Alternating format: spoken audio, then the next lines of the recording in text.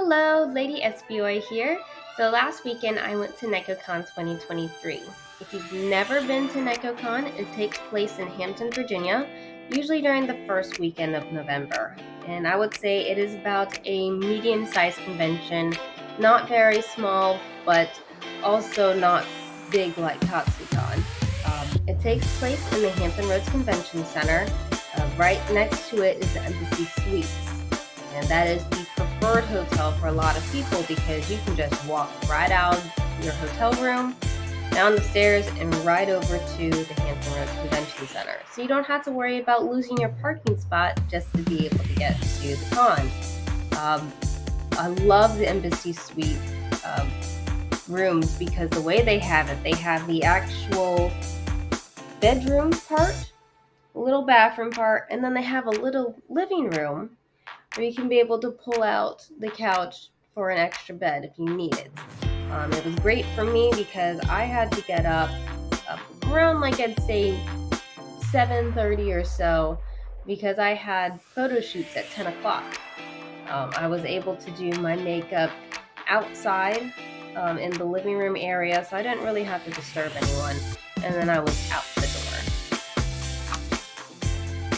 Food-wise at the convention, it was okay, I guess. The Embassy Suites, if you are in there, you actually get complimentary breakfast. On the weekdays, it's from 6 to 9, and then on the weekends, that's Saturday, Sunday, it extends over to 10. I only got breakfast once, that was that Friday, and I'm not really a breakfast person, so to me it was meh. But they do have an omelet station, so if you're into that, go for it. But yeah, inside the convention, though, they had a couple of places to eat. So they had one that was in I believe it was the, what is it called again? The Artist Alley. And that one had a whole bunch of Korean food, which was cool, but for the prices, I didn't really want to do it. Same with the ramen and cold noodle section that they had. In the ramen, basically, they had it already prepared in a bowl, and then they just added the broth in it. Also, price-wise, I wasn't really a fan of.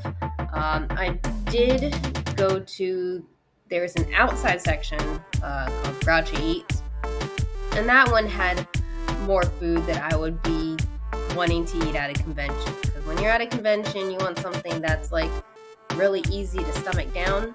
Because I know for myself, I eat horribly at conventions. So most of the time, I went over to Grouchy Eats and got myself a hot dog and a drink. But they also had chicken wings that smelled really good from when people were eating it. And they also had some actual specialty drinks. But these drinks were huge. If you ever gone to the Chinese store and they give you those pint-sized containers, that's what they were putting these drinks in. So, yeah, I couldn't do that, but more power to the people that could. And then they also had this late night thing, which those smelled really good as well. It was a bowl, and then they had some sort of meat and rice, or it was meat and mac and cheese. And unfortunately, I was doing something at the time, so I couldn't get any of those. But those were also $16, so I'm not really interested in that. Alright, so I usually would bring 4, maybe 5 cosplays, depending on how fast I can be able to change. But this time I brought 3 cosplays plus a Kigurumi. So for Friday, I was cosplaying as a female version of Sans Skeleton from Undertale. Saturday was Rogue from the X-Men 90 series. And Monkey D. Luffy from the movie One Piece Strong World. This is his formal outfit. I worked with 4 photographers for private shoots. So I had Altiler Rayco Photography. I know I'm saying it wrong. I'm so sorry. We did a shoot for Luffy.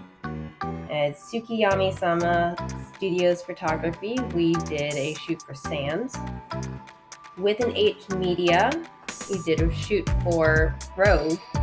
In Daryl Morgan Studios, I actually hired him to do a photo shoot for all of my cosplays. One of the things that I really like about Nekocon is they have an official photo booth. Now, all the photos that you take at this photo booth are free to the public, and you can get unlimited amount of photos taken, and you can do costume changes. I went every day so I can be able to have photos for all 3 of my cosplays. They do offer $25 for digital photos, so you can be able to get on a flash drive. That's what I did. And funny enough, I totally forgot that I had paid for it on Friday. So Sunday I was thinking, it's like, oh, I didn't pay them for the flash drive, and nope, it was all good. But again, I love going to this. I love going to photo shoots, and the pictures always turn out so great. And they're really fun to come up with like different ideas of what you can do. And it's great practice for any other private shoots that you hire at conventions or outside of conventions. A great way for attendees to make the convention experience awesome for everybody is to set up group shoots. So I attended the video game shoot as Sans, the Marvel shoot as Rogue, and I hosted 2 One Piece shoots. Originally I was just going to do Sunday, but someone had suggested a Saturday shoot, so I did that, and it was a good thing I did, because the turnout for the Saturday shoot was huge. I actually regret the location that I picked because I was afraid of the weather, but next year I think I'll do another location. The videos for those shoots will actually be coming out soon, and I have a video for the video game shoot as well. So make sure you keep checking my YouTube channel to be able to see when those videos are up. I think this is the first time they did this, but Nekocon did a ribbon game. So if you ever see those pictures of people having a whole bunch of ribbons attached to their bag, Nekocon did it. And at first I thought I wasn't really going to participate in this game, but then it was like Pokemon. So yeah, I'm definitely going to submit my own ribbon next year. Now, it can't be a con if you don't get goodies. So these are the goodies that I got. Someone had gave me a cookie on Sunday, and that cookie was delicious, the Pokemon one. There was a guy going around with a Polaroid camera, so I got a picture of me and my buddy Wolverine on Friday. Also purchased a pair of earrings. These earrings actually glow in the dark. I got a crystal mushroom because I am trying to collect the mushrooms for a D&D character that I have that is a mushroom dealer. I got some stickers from another person. There's the backpack with the dragon. So you can be able to hoist it on your shoulders, and it just sticks his little head out. And it's actually quite roomy in there, so I could probably fit my phone inside of it. The One Piece artwork was gifted to me by a friend, and it's so cute. I love it. And then the Den Mushi was actually surprised that I got from the Sunday One Piece shoot.